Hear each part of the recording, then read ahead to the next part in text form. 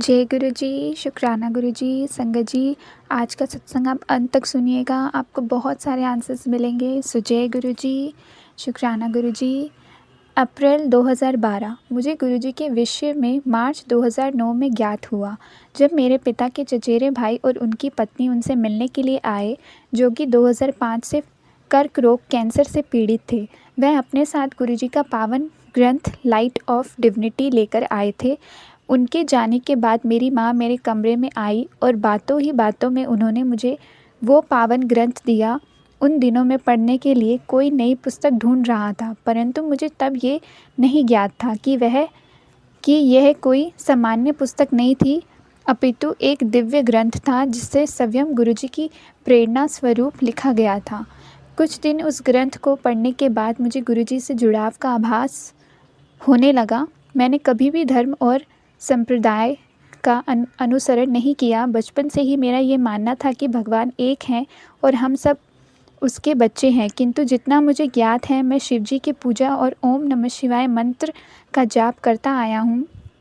गुरुजी से मेरा पहला सचेत जुड़ाव स्वप्न में हुआ। मुझे अच्छी तरह से याद है कि मैं पेरिस किसी काम के सिलसिले में गया और मैं एक धूसर ग्रे रंग के महल के सामने खड़ा था, जब मैंने एक आवाज़ सुनी, तेनू आना ते पएगा, तुझे आना तो पड़ेगा। मुझे सपने में गुरुजी की उपस्थिति का आभास हुआ, पर इन शब्दों का मतलब मुझे तब समझ में नहीं आया और ना ही ये पता चला कि ये किसने कहे। मैं लाइट ऑफ डिविनिटी पढ़ता रहा। मुझे बार बार सपने आते जिसमें गुरुजी मुझे बुलाते रहे। वह हर बार बोलते, तेनू आना ते पएगा। इन सपनों को अपने मन का वहम समझकर मैंने इन पर कभी ध्यान नहीं दिया, किंतु 2009 में मई से लेकर जुलाई तक मैं जो कुछ भी करता वो हर बात मुझे गुरुजी की ओर ही लेकर जाती। जून 2009 के अंत में मैं काम से छुट्टी लेकर जालंधर गया। मैंने कॉलेज के एक दोस्त के साथ रहने का और फिर एक दिन स्वर्ण मंदिर गोल्डन टेम्पल के दर्शन के लिए अमृतसर जाने का कार्यक्रम बनाया। जालंधर से स्वर्ण मंदिर जाते समय मैंने अपने दोस्त को अपने सपनों के बारे में बताया। जालंधर से अमृतसर गाड़ी में 1.5 घंटा लगता है, पर मेरे अनुभवों के बारे में सुनते हुए हमें समय का पता ही नहीं चला और इससे पहले कि हम कुछ समझ पाते, हम एक अजीब सी सड़क पर थे और ऐसा लग रहा था जैसे हमें गाड़ी में बस 40 मिनट ही लगे थे। जब हमने रास्ता पता लगाने की कोशिश की तो पता चला कि हम किसी अनजान रास्ते से स्वर्ण मंदिर पहुंच गए थे। हमें यही लगा कि वो कोई लघुपथ शॉर्टकट होगा जो अमृतसर शहर से होकर नहीं जाता। दर्शन करने के बाद जब हमने जालंधर वापस जाने के लिए वही रास्ता ढूंढा तो हमें वो नहीं मिला और हम सामान्य रास्ते से ही वापस आ गए, किंतु इस बार हमें 1.5 घंटे से अधिक समय लगा। जालंधर पहुंचकर मैंने अपने दोस्त की माँ को ये सारी घटना बताई। उन्होंने मुझे जालंधर में गुरुजी के घर, जो अब मंदिर है, के बारे में बताया और गुरुजी ने जो उन पर कृपा की थी उसके बारे में भी। जब मेरा दोस्त छोटा था तो उसके चेहरे की एक नस उभरी हुई थी जो गुरुजी ने ठीक की थी। उसी शाम को हम नहीं जानते थे कि ये गुरुजी का आदेश था। मैं जालंधर मंदिर में था। हमने वहाँ चाय प्रसाद ग्रहण किया। गुरुजी के जन्मदिन समारोह की तैयारियाँ शुरू हो गई थी और मंदिर में सफ़ेदी का काम चल रहा था।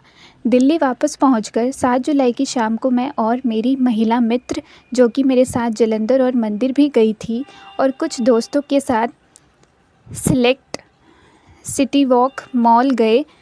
हम ये देखकर बहुत विस्मित हुए कि गुरुजी के जन्मदिन के अवसर पर उस मॉल में एक बड़े समारोह का आयोजन किया गया था। हम जिस समय मॉल पहुँचे तो समारोह बस समाप्त ही हो रहा था। मेरी महिला मित्र आगे देखने गई कि क्या हो रहा था, तो उसे जाने माने फोटोग्राफर रघु राय द्वारा खींची गई गुरुजी की तस्वीरें मिली। तब से गुरुजी मेरे घर में पूजा के कमरे में विराजमान हैं और मेरा सारा परिवार उनके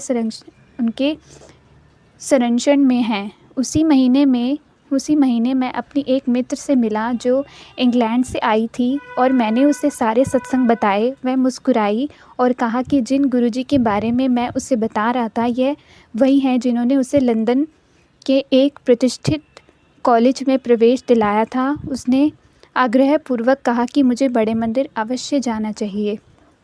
अगले कुछ महीने मुझे और मेरी महिला मित्र को हर राह गुरुजी की ओर लेकर जाती रही।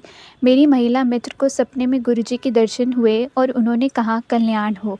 यहाँ तक कि हर जगह, चाहे वो दुकान हो या फिर किसी दोस्त का घर हो, गुरुजी की तस्वीर के रूप में उनकी उपस्थिति का आभास होता है। जब हम बड़े मंदिर गए तो वहाँ भी मुझे सर्वशक्तिमान गुरुजी की उपस्थिति का आभास हुआ।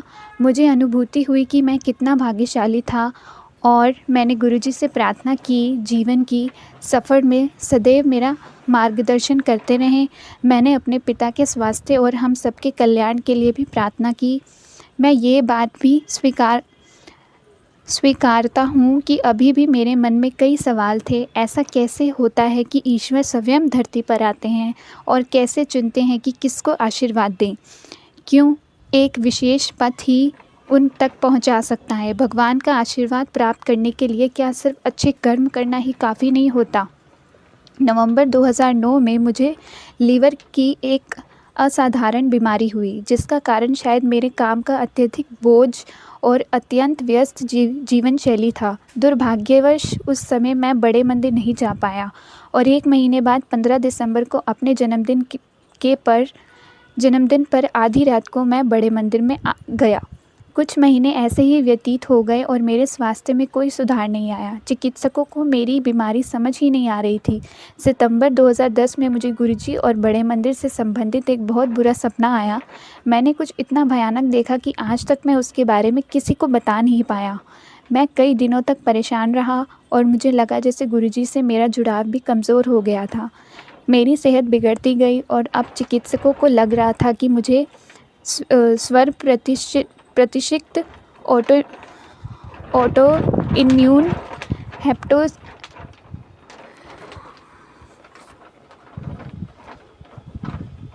साल 2011 के शुरू से लेकर अंत तक गुरुजी मुझे अपनी दिव्य उपस्थिति का आभास देते रहे, जैसा कि 2009 में हुआ था। ठीक उसी प्रकार साल 2011 में भी हर राह मुझे गुरुजी की ओर ही लेकर जाती थी।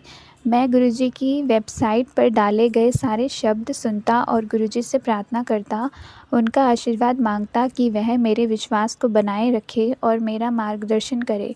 इससे कुछ समय पूर्व मैं दोबारा बड़े मंदिर गया।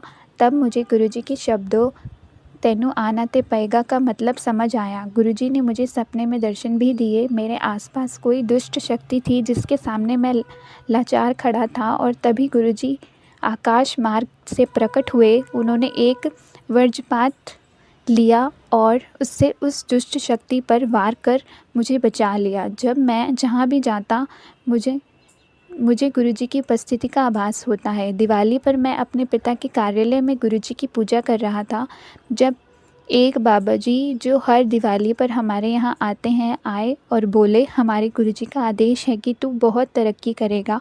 मेरे साथ ऐसी अनगिनत घटनाएं हुई।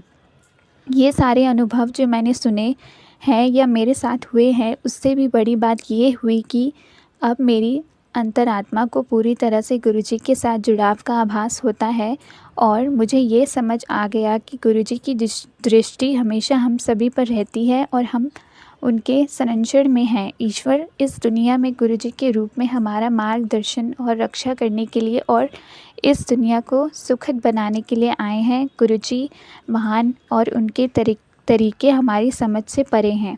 मैं केवल इतना कह सकता हूँ कि वह तब भी हमारी रक्षा करते हैं जब हम जानते भी नहीं हैं कि वह सर्वोच्च शक्तिशाली हैं।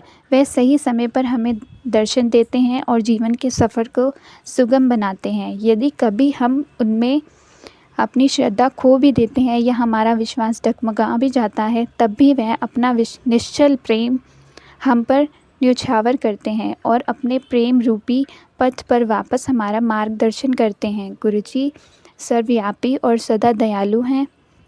जैसे मैं बचपन में ईश्वर से उनका आशीर्वाद प्राप्त करने के लिए प्रार्थना करता था, आज भी वही करता हूँ। और ओम नमः शिवाय, शिवजी सदा सहाय। ओम नमः शिवाय, गुरुजी सदा सहाय।